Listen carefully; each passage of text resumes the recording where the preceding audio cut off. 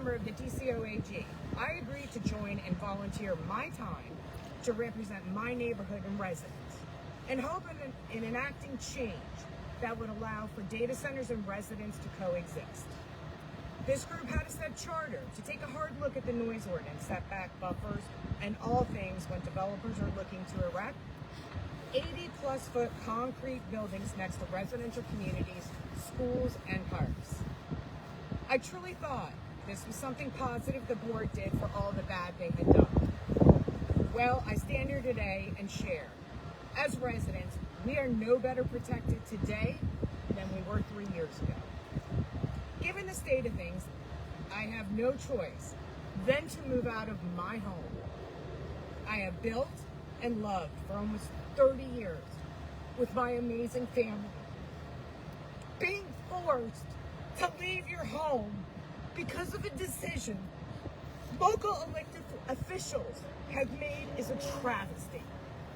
As I plan my exit strategy out of my home, my neighborhood, and yes, Prince William County, I will continue to walk alongside these amazing people in hopes of getting some change and relief to those that remain. There is no hope. The current data center ordinance advisory group, in my opinion, has failed. The county has failed. County staff have failed. Thank you for your time. I appreciate you coming out today.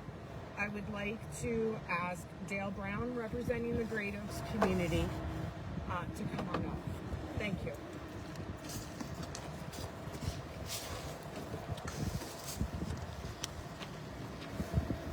Sure. Thank you, Donna. I appreciate it.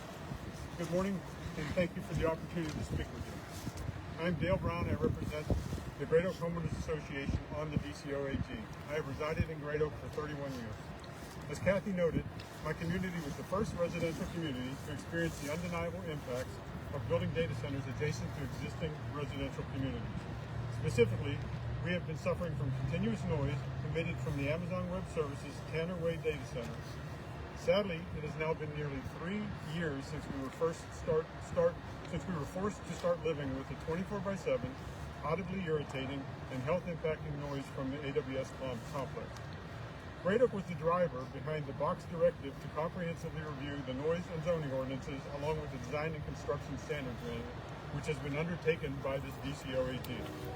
The residents of Great Oak have been meeting with AWS and PwC to press for resolution since July of 2022. Those meetings continue, albeit at a much slower pace.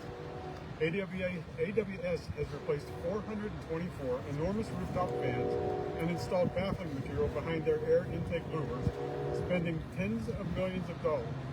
To date, the average noise levels measured daily in Great Oak have dropped by about 10 decibels, from 60 to 65 decibels to 48 to 55 decibels using A weighting. If you take a recording right now, we're running about 57 decibels about 100 feet from that data center. That's 10% less than where we started, but it's 10% higher than where we are, and where we are is still bad. Yet our residents still hear, feel, and are emotionally and physically impacted by the 24/7 low-frequency noise emanating from Tanner Way. Imagine you and your children, some may be preschool age, being awoken every night from this intrusive noise. I had hoped that the DCOAG would find some quick wins and develop a path to provide near-term and then permanent relief for us. AWS needs to eliminate an additional 5 to 10 decibels of noise for this to occur.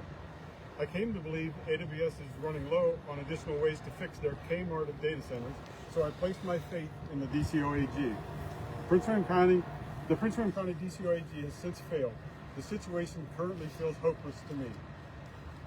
My concerns have only grown since I began this fight in April of 2022. This is why. It took 1 year from the box directive until we had the first DCOAG meeting in 7 July 2023. It took the DCOAG another 8 months to get the noise ordinance contractor, JMT, under contract. I personally, not county staff, wrote the initial draft of the statement of work and watched it slowly weave through numerous iterations driven mostly by industry nitpicking the language. Per the Deputy CXO planning, we could have a new noise ordinance no earlier than May of 2025, a full 3 years from when we started experiencing noise problems in Great Oak. It took the DCOAG another 5 months to get the zoning ordinance and DCSM contractor, Mosley Architects, under contract. Their work is planned to continue beyond the end of 2025.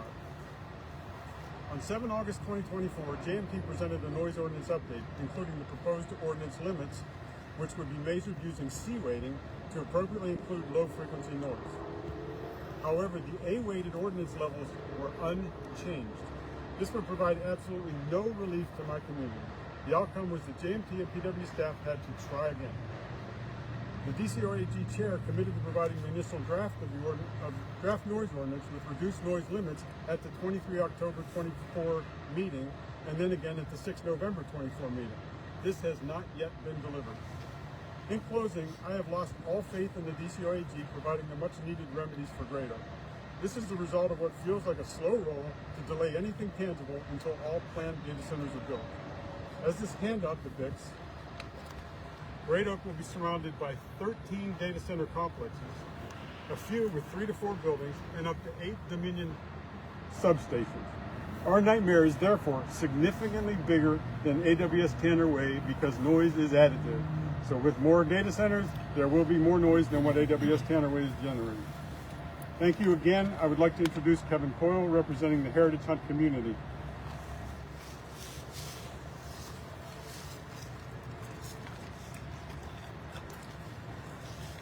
Good morning. You got to speak louder. I want to say that I'm here representing Heritage Hunt. Let me tell you a little bit about Heritage Hunt. It's a senior resident community. I'm here with my neighbor, Ray Kowalski. And we were asked to sit on the data center ordinance advisory group